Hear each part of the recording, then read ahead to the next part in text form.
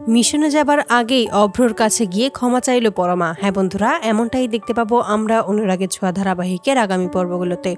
পরমাকে দেখানোর জন্যই আদিত্য সুদীপার কাছাকাছি আসে। এতে করে পরমা বুঝতে পারে সত্যি আদিত্য সুদীপাকে খুব ভালোবাসে।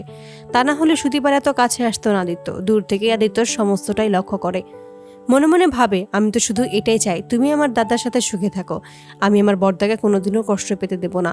ওর জন্য আমি সবকিছু ছেড়ে দিতে পারবো। আমি তোমাকেও ছেড়ে দিতে পারবো পরমা। তোমাকেও আমি ভুলে যাব। আমি শুধু চাই আমার বড়দা সুখে থাকুক। সত্যিই ও তোমাকে খুব ভালোবাসে। আমি ওর কাছ থেকে এই খুশিটা কেড়ে নিতে পারবো না। ও তোমাকে বিয়ে করে খুবই খুশি। বাড়ি এসে যখন জানতে পারে অভ্র চলে গেছে, তখনই আদিত্য বুঝতে পারে নিশ্চয়ই কোনো একটা ঝামেলা হয়েছে। তাই পরমাকে সাইডে ডেকে সমস্ত কিছুই বুঝিয়ে বলে নিশ্চয়ই তার বড়দা কোনো অভিমান পুষে রেখেই বাড়ি থেকে বেরিয়ে গেছে। যেভাবেই হোক তার বড়দাকে এবার বাড়ি ফিরিয়ে আনতেই হবে, আর সেটা তুমি আনবে। আমি জানি দাদা একমাত্র তোমার কথা ফেলতে পারবে না, শুধুমাত্র তুমিই পারবে ওকে বাড়ি ফিরিয়ে আনতে। পরমা তখন ভাবে, আদিত্য যেহেতু নিজের জীবন সাজিয়ে নিয়েছে, তাহলে আমি কেন ওর জন্য অপেক্ষা করব।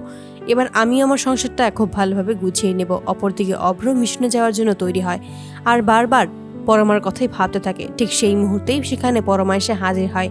অভ্রর কাছে ক্ষমা চায় এবং শেষবারের মতো একটা সুযোগ চায়। অভ্রকে জানিয়ে দেয় সে সত্যিই ভুল করেছে। শেষবারের মতো জন্য পরমাকে অভ্র ক্ষমা করে দেয়। পরমার কথা ফেলতে পারে না। অবশেষে পরমাকেই মন থেকেই ক্ষমা করে দেয় অভ্র।